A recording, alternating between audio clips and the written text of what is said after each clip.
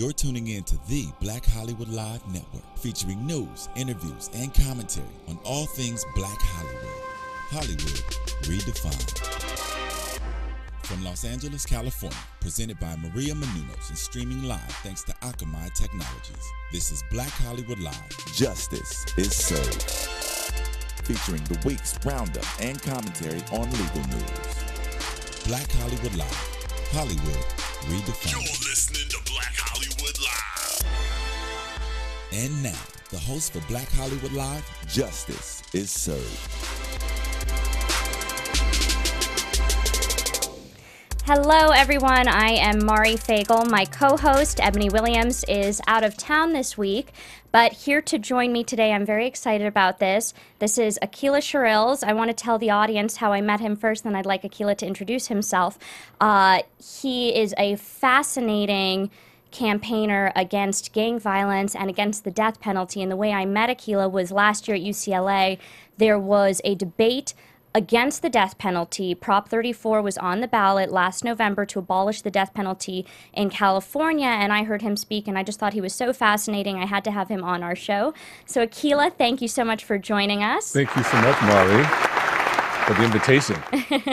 And now I want to give our audience a little bit of your background before we get into the interview, because you've lived a very interesting life, and I think a lot of the experiences that you have had have shaped your efforts and what you do. So you grew up in Watts. Yes. And you were a part of the gang culture there. Yes. And so I want to ask you about that before we get into what you do now. Tell me about that.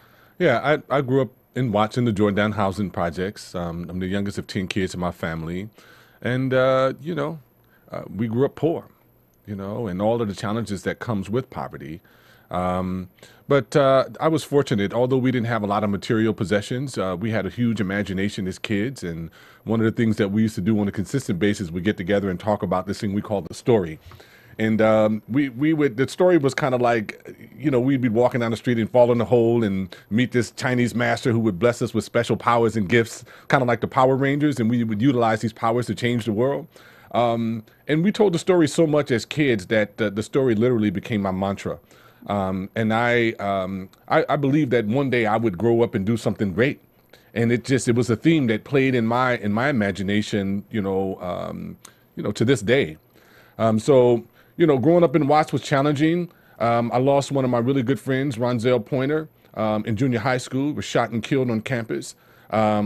It shifted something in me. I graduated from school, went to Cal State Northridge, had a transformative experience, shared with the woman there. A woman always changes one's life. I met this amazing woman who I shared with her that I was sexually abused as a kid for the first time. And this was my transformative experience because I never questioned the violence that I saw happening in the neighborhood because I really, I didn't have language to understand, what was happening and why those things happen. Because ultimately it meant to question the violence that I experienced in my own personal life, a lot of the violence that we see happen in neighborhoods like Watts, I think that at the root of it is this sexual, physical, psychological abuse that people go through. And there are no outlets, because it's a total taboo in the culture to even speak about these things. So it fueled my involvement in gangs. And so when I had this transformative experience in college, I went back home and I wanted to do something about the killing. Because this was 1988-89. It was the height of the war in L.A. Some 1,100 murders a year that we were experiencing in L.A. County alone. And you've said in the past that you lost 13 friends in the year 1989 Absolutely. Alone. Yes, 13 friends. And tell me about the gang violence in specific and the Crips versus the Bloods and what was going on that led to these deaths.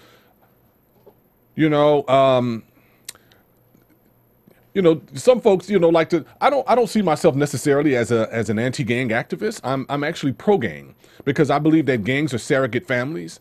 Many of the individuals who are participating in gangs lost a nuclear family to the real killer, which is poverty, which is planned and systemic in a capitalist system, unfortunately. And I'm not condoning, the violence that are perpetrated by individuals who claim who claim gangs, but Connie Rice did a report about 7 years ago, for the city of Los Angeles in which, She said that less than 3 to 5% of so-called gang members are actually committing violent crimes and murder, and it's true. I can count on one hand. I'm still very engaged in the Jordan housing projects and watch where I grew up at, and I can count, those individuals who are involved in those type of antisocial activities on one hand. Gangs, Crips and Bloods, the conflict is over, hurt feelings and drug deals going bad and miscommunications and misunderstanding. And in the process, people have lost their lives. And unfortunately, over the past 30 years, it's been some 20,000 lives in LA County alone. It's a major mental health epidemic. I would say that 3 to 5% of gang members who are shooting people and killing folks have serious mental health issues. They get no type of support. They get no services. If you're convicted of a crime, you lose your status in a sense as a victim, as a survivor of violent crime. We also understand that the number one preemptive motive for murder is self-protection in my neighborhood, because it is a war zone, the Crip and Blood phenomenon has, spread like a disease all across the country. But I was also instrumental in 1992 in organizing the peace treaty that changed the quality of life in our neighborhood. I wanted to ask you about that because in reading your bio, I thought it was very interesting. You chose a different path, as you said, than some of your friends. You went to college. At 19, you founded the American to heal gang violence with football star Jim Brown, and Yes. you orchestrated this truce between the Crips and the Bloods. How did you do that, and how did it work? Well, Jim Brown, utilized his celebrity to give us a platform to speak to our issues in a way that no one never had before. He didn't see us as the predators and as just the perpetrators of this violence that was happening in our community. He helped us to gain really a macro view of what was happening and our role in it. So, the organizing of the peace treaty, began with Minister Farrakhan and the Stop the Killing tour, in 1989. Minister Farrakhan went to every major city across the country. We brought about 25, 30 guys from my neighborhood to hear the message, along with another 1,500 Crips and Bloods throughout the city who came to hear the message of we have to stop killing each other because it's an orchestrated kind of plan, for us to commit genocide against ourselves. Jim Brown offered his house as a neutral ground for us to have some conversations. We had 6 big meetings. We were initially talking about trying to organize a peace treaty in the whole city. And it was my brother Daude who actually suggested that, we need to start on a smaller scale. Let's start with Watts, because Watts is a trim tab neighborhood. We're trendsetters for the West Coast gangsterism, hip hop.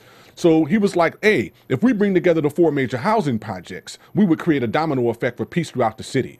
So we started by marching in all of the housing developments, talking with a lot of the cats that we grew up with, bringing the killers to the table to engage in conversation with other guys in the neighborhood and from our rival neighborhoods. And it took us about 4 years of intense conversation. We developed this 15-chapter self-esteem life skills curriculum with Hall of Fame great Jim Brown. We implemented it in the prisons initially, and then we started getting contracts in the community. And, there's a direct correlation between, gang conflicts and shots that are called in institutions and in prison institutions and shots that's called on the street. They both affect each other. So being able to run this 15-chapter self-esteem life skills curriculum basically was a short course in human development. It gave us an opportunity to express ourselves without reprisal. How you feel is how you feel. We learned about how to make better decisions, how to deal with our family, how to make money and save our money properly. And Jim was there as a mentor. He played a father figure. He extended that hand of fatherhood and leadership to many of us who didn't have a father in our lives. And it was transformative.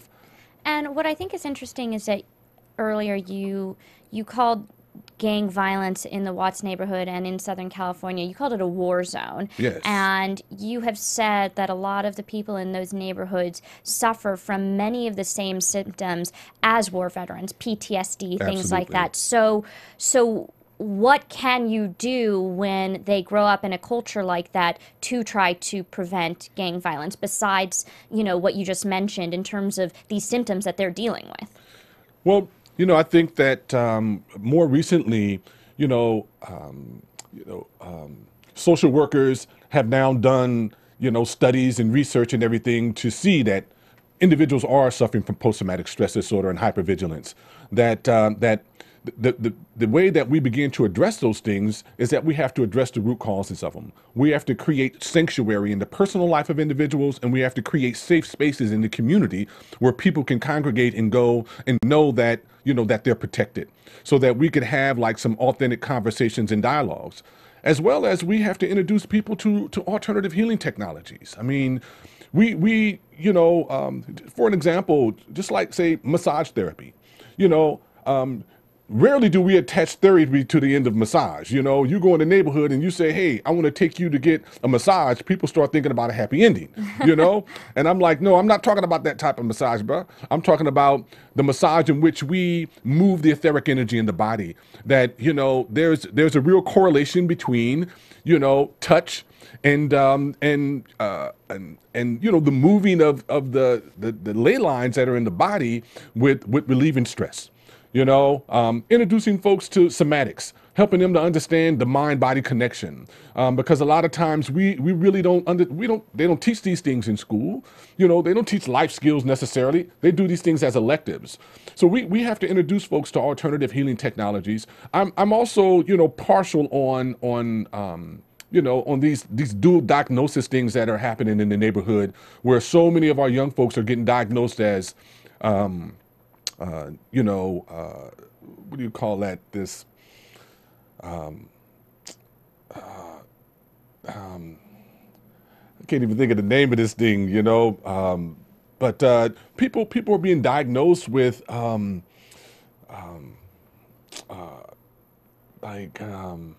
can't even think of the name of it. If you think of it, we can yes. we can get back to it. But I do think it was interesting that you characterize this as a war zone, and from 19 on you really worked to try to get to the root of the problem and to preventing gang violence, and then an experience in your own life kind of brought that to the forefront. In 2004, your 18-year-old son was shot close range in the back when he was home for winter break from college. Yep.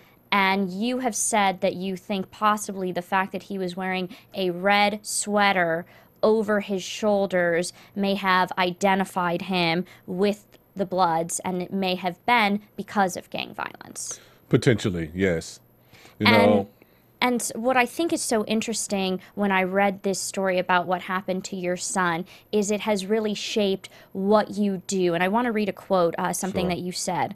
Despair and rage are understatements for what I felt after Terrell's murder, but I eventually realized that attacking the root causes of violence would not only help me deal with my grief, but also lead to preventing cycles of crime. So how did you take that anger and that hurt and that grief that you felt and change that, not anger into the murderer who killed your son, the perpetrator who was never caught, and change that into something else? Growing up in the neighborhood, you see this happen over and over again. Kids make knee-jerk reactions. They take a life. They lose their lives in cases. And no one really ever wants to know what was happening in the personal life of that young person that caused them to perpetrate these violent acts. To even ask almost is like condoning. We create these kind of bridges, in our thought and in our imagination about, wanting to know, like, what is it that caused this young man to have this callous heart that he would take another human being's life. I had an epiphany after that experience, after losing my son. And I was like, we need to launch a new movement in this country, a movement around reverence. And to me, reverence is about the quality of attention that we give to someone and the intention to relate meaningfully. It's a shift in perception. And so I was like, we have to begin to host, conversations with folks in which we create space for them to talk about what has happened to them, not as a way of condoning. Of course, I want the young man to be held accountable for what he perpetrated. And at the same time, I want him to get the proper counseling and therapy and whatever healing modality is necessary so that he could live somewhat of a balanced life. because I mean, truly, his life is intrinsically connected to Terrell's for the rest of his. You don't kill somebody and then the next day you skipping and dancing and walking down the street. You experienced your victim's, face and dreams and flashbacks and imaginings. So this young man being able to reconcile what he did, to not define himself as a murderer, but that's an experience that ultimately can inform his life, has the capacity to shift, to me, so much, I think that for me, it led me down a whole different path of wanting to host more authentic conversations and dialogues where we expose the taboos. Maybe what happened to this young man that caused him to perpetrate this act, was similar with what happened to me. Because I know how, sexual abuse has the same exact symptoms as PTSD. You become desensitized, there's trust issues, the hypervigilance, not being able to sleep, the trust issues, the abandonment issues, all of those things are manifested in your life. And if you don't get, the proper counseling and therapy in order to kind of bring those things into focus and balance, then you potentially can hurt somebody else. So I had an opportunity to go on America's Most Wanted. I asked a young man to turn himself in because I know how it is in my neighborhood. My homies love me. And, the conditions response in the hood is that, hey, you take one of ours, we're going to come and take one of yours. So I literally had to go and talk to the homies and tell them, nobody go and put in work on behalf of Terrell. That's not his legacy. I had to talk to my family members because although law enforcement, no murder weapon, nobody was coming forward to testify, so there was nothing they can do, the streets talk. So a week later, I get a call, I get the name, address, and telephone number and a green light on this kid. So I had to really talk to my family members and tell them to don't throw your life away, by killing this kid or doing something to this kid or harming this kid. I'm like, I gave all of the information to the sheriff's department, to the detective that was working on the case. Although I never heard anything, I never gotten any follow through from them, for whatever reason, I had to forgive this young man in my own heart, because it's a gift that I gave myself, because I have 7 other children that I had to be there for and provide direction for. And that in every tragedy, there's a gift, and unfortunately, my son lost his life and I'm like, there's a gift in this. And, one of the things that I've been working to do is to make present the gift in the world, around, my son's tragic loss, that we now can host authentic conversations and dialogues, around what happened. We can now not retaliate and do the conditioned response. Since my son was murdered, Sister Soldier from the Imperial Courts Housing Project, we call her the West Soul Sister Soldier. Sister Soldier lost both of her sons. Reggie Sim lost both of his boys, and these are all key participants in organizing the peace treaty in the neighborhood. A Big Hank from the Nickersons lost his son, Purvis, and none of those individuals retaliated, and to me, it speaks to a bigger dynamic that we're now looking at truly addressing the root causes of the problem, as opposed to, just kind of perpetuating, this disease that has been, given to us in a sense. And I think one reason why people found you so interesting in these Prop 34 debates last year in the move to abolish the death penalty is because you're a crime victim yourself. Yes. Your son died at the hands of a murderer, yet you do not believe, even if he was caught and even if he was in prison, that he should face the death penalty and that he should be executed. And I think right. that was a powerful statement. That may surprise some. So why, when you are a victim of crime yourself, why are you against the death penalty? I don't believe in, as I said, I told my homies that this is not my son's legacy. We hadn't been working for peace for 16 years and had been extremely effective. Past 10 years alone. I mean, we've, LA has experienced 10 consecutive years in a row of decreases of violent crime and murder. And that's because of the peace movement that we started 20 years ago. I'm like, I don't believe in street sanctioned murder, and I definitely don't believe in state sanctioned murder. I'm like, because a murder begets murder.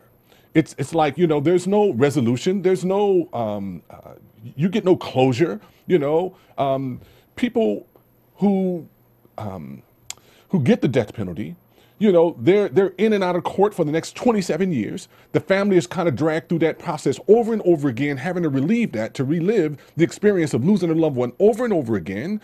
And then after 27 years, if they do get executed, you know, I've never met one person who said that, hey, I watched the execution of a prisoner and I got some resolve from it. No. It's like, if you've ever seen somebody murdered before, it's tragic, you know, and it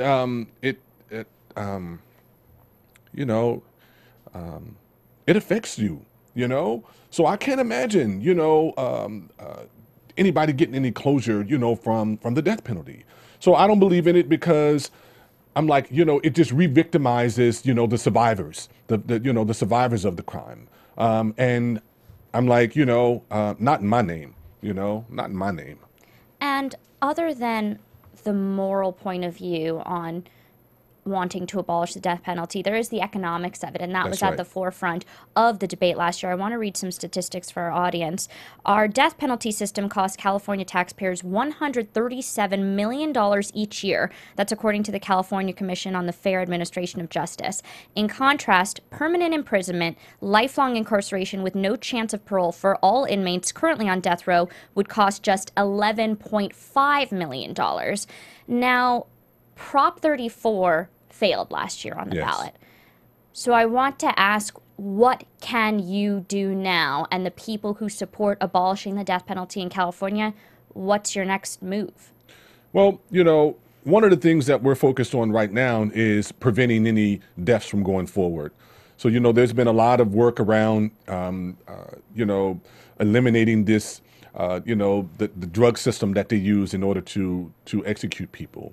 You know, they've, you know, had, I would say this is a temporary victory for them, because they've moved to the single drug system. However, still, you know, they're not able to execute anyone. So, you know, we launched the Safe California campaign. You know, we're inviting people to sign our petition to get involved. We're planning to go at this again, you know, hopefully in 2016. We moved the ball way down the field. You know, when the death penalty was reinstituted in '76, I think there was a 72%, like, you know, 72% of the people voted for it. And in this, you know, in last and I just want to explain to our viewers, there was a period of time in California where there was no death penalty, which is why Charles Manson has a life sentence instead of the death penalty, because he was convicted in that period of time. But then it got put back on the ballot, and the death penalty was reinstated in the state of California. And so I didn't mean to interrupt, but I also want to ask, why do you think that it did not pass? I personally was surprised last year that it did not pass, because several states before California that may be even less liberal than California, Connecticut and certain states, have abolished the death penalty when they put it to their voters, and California did not. Well, I think that we have a very powerful law enforcement and law enforcement lobby here. You know, the correction officers lobby, CCPOA, the Sheriff's Association, the most powerful lobbies in the state of California. They have lots of money. And even though it wasn't about, like, you know, the heavy spending, you know, people still are uneducated about the issues as it relates to the death penalty. People think that you get to the death penalty and you go to jail and they execute you. They don't understand that, hey, you spend 27 years on death row before you're ever executed. The majority of people who died on death row died of old age, you know. So there's a lot of educating that has to go on about the issue. And I think that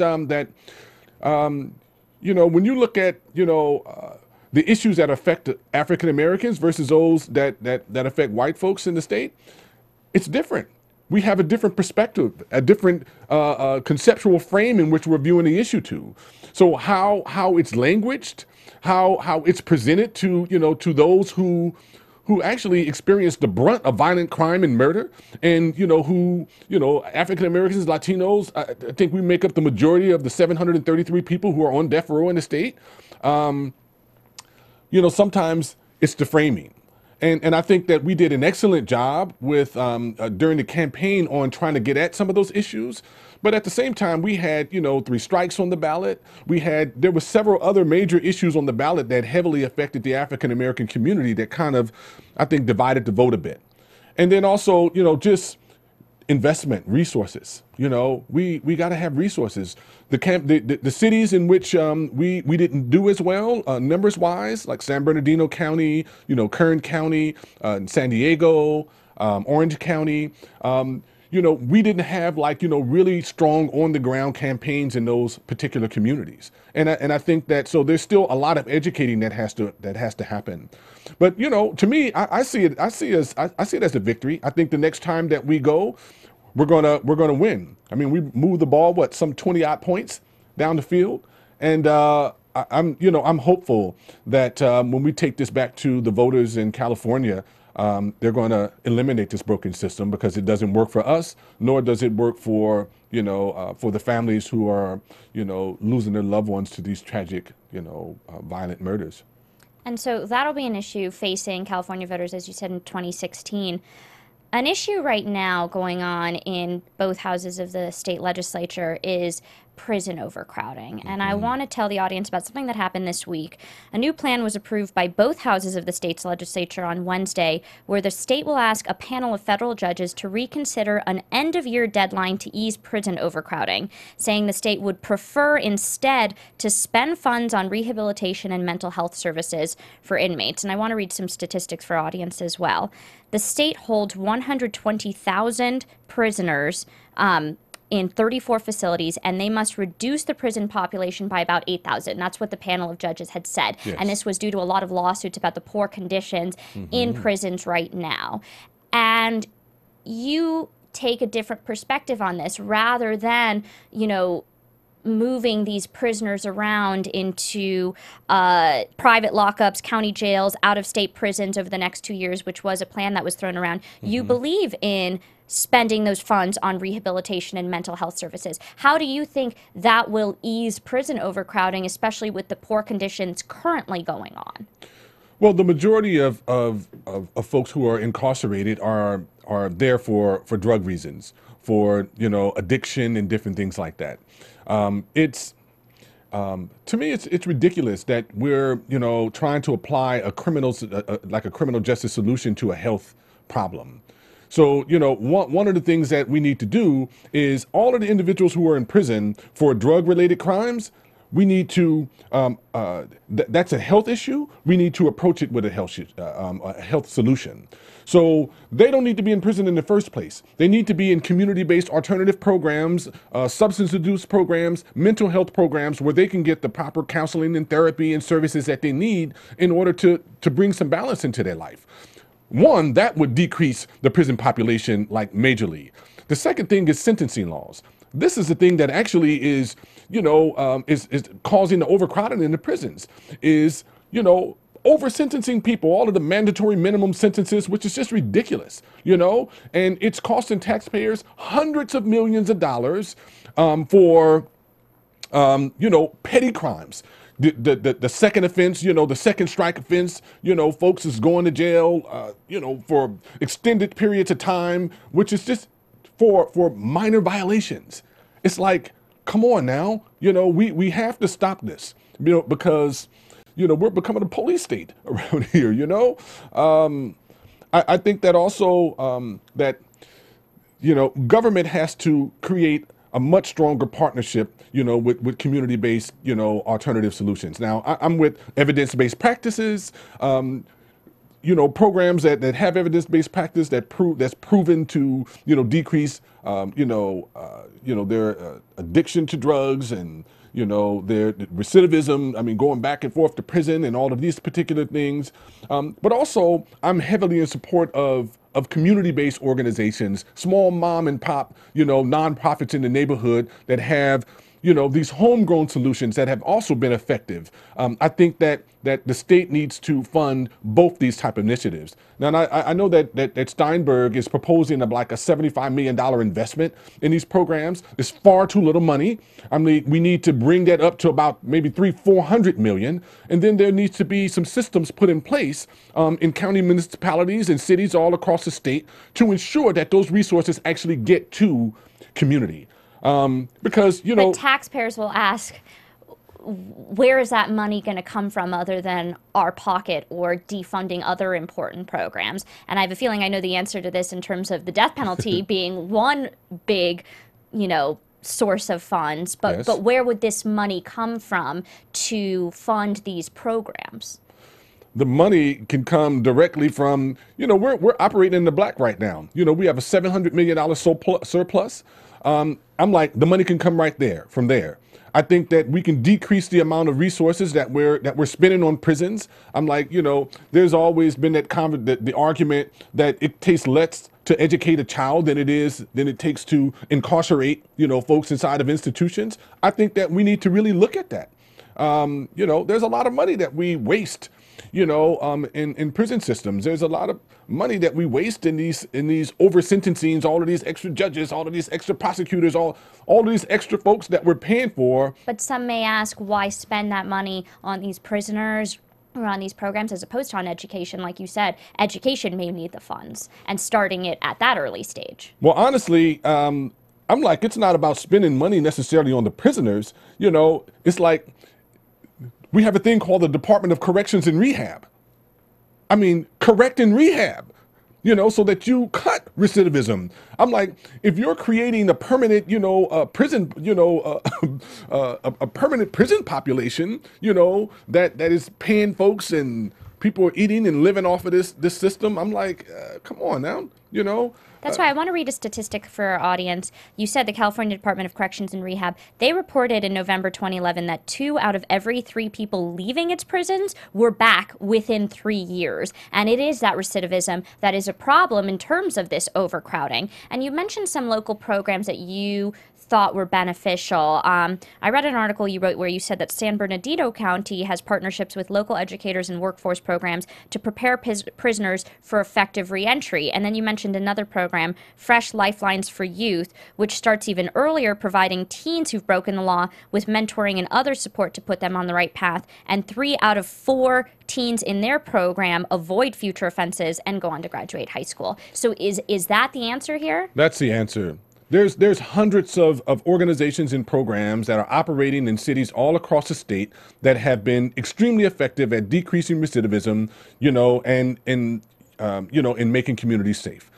Case in point, I was a part of the peace movement in the city, with gangs. 1988, 89, 1,100 murders a year. Today, 300 murders a year. Okay, to me, that is a proven fact. Community has a strategic partnership with law enforcement, gang intervention, law enforcement working together to decrease violent crime and murder in our city. As I said earlier, 10 consecutive years in a row, LA is no longer on the top most violent city list. 16.8% decrease last year in violence in the city, a 30% decrease in the first quarter of this year alone in gang homicides. I'm like, there is a trend, that's happening all across the country, where community is now engaging partnerships with government and working to decrease violent crime and murder. We need to have more of that. There's an organization in the state that's been around for about a year now, California for Safety and Justice, that's working to create like smart solutions, to a lot of the criminal justice waste that's taking place. I'm a strategist with the organization. I'm working with the Crime Survivors for Safety and Justice Initiative, that basically organizes, survivors and, victims, victim survivors. A lot of folks in the African American and Latino community don't identify necessarily as victims because, again, if you were victimized and then you protect yourself and did something and went to prison, you lose your victim status in many cases, So many of the survivors are coming together to raise their voice to say, hey, we're experiencing the brunt of violence and crime in the city, and yet we don't get the proper counseling, therapy, habilitation services, recovery services, mental health services that we need in order to heal from the trauma that we're suffering from every day. And so these are the places that we want the resources to go.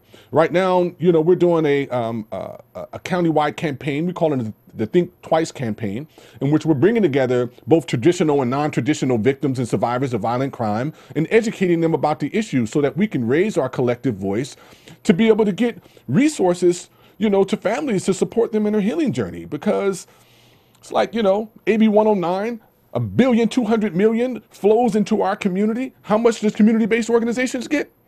About $6 million. Okay, it's like, it's unacceptable.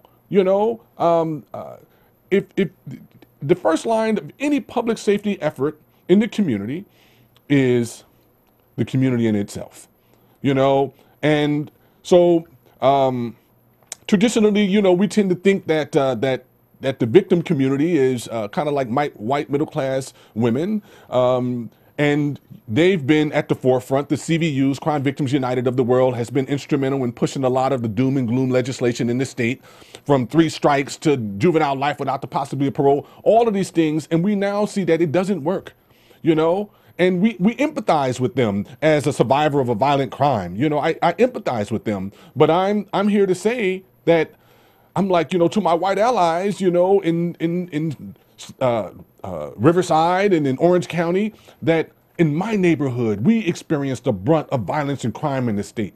African Americans, although we're 6.8% of the population in the state, we lead in every single category of victims of violent crime.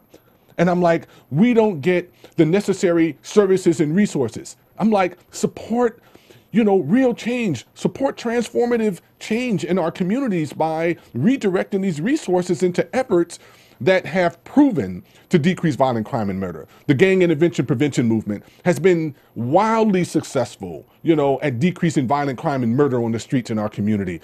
I'm like, let's invest in it. Let's stop talking about, we don't have the money. That high risk intervention in the city of Los Angeles gets about $6 million a year. $6 million. This is a city. About 13 agencies get funded. I mean, when Connie did her report about, 7, 8 years ago, she said that we needed $50 million just to make a dent in this thing. But we've done it with nothing, because nobody wants to see their loved ones die. Nobody wants to see their loved ones hurt, but and I think that, even within all of that, there's still a serious, like, kind of issue around race, in the system. There's a racism plays a major role, in why, communities of color doesn't get the necessary services that it needs in order to bring balance to some of the conflicts that exist there, and we're Trayvon Martin. We're starting to move very slowly towards that, that conversation. But these are the type of dialogues and conversations that really needs to be hosted and had in the culture, without pointing blame, without making, people ashamed of some of the decisions or even some of the thoughts that they might have, because I think that we're all victims of this, of this kind of manifest destiny, like, thing that we've inherited as Americans in this country.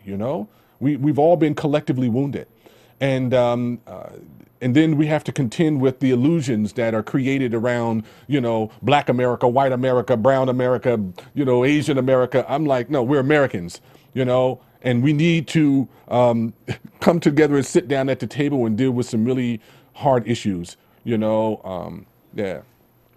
Well, I wish I had time to ask you more questions. This has been a fascinating conversation. I could talk so much more with you about everything from prison overcrowding and the death penalty to preventing gang violence to racism, as you said, and how that affects so much of this in the fund and rehabilitation. So I want you to tell our audience where they can find you and read more about what you do online. So if they're interested, they can read more online. You can find me at Californians for Safety and Justice. We have a website. It's safeandjust.org. And you could email me at asherrills4@gmail.com. You can catch me, Aqeela Sherrills, on Facebook, or you can always come down to South LA on 3310 Central Avenue to Three Worlds Cafe. And you'll find me posted up in there, engaged in conversation with folks about all of these issues. Well, again, that's Three Worlds Cafe? Yes. Okay, so anyone in that area can go by and stop by and have the conversation we're having with him in person, or of course find him on Facebook or online. You can tweet me at Mari Fagel, find me on Facebook, and Ebony and I will be back next week. Thank you so much, everyone, for listening.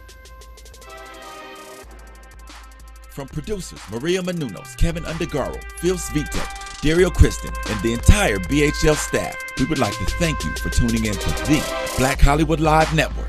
If you have questions or comments, tweet us at BHL Online or email us at info@blackhollywoodlive.com. For more exclusive content, visit blackhollywoodlive.com. This has been a presentation of the Black Hollywood Live Network. The views expressed here are those of the host only and do not necessarily reflect the views of BHL or its owners or principals.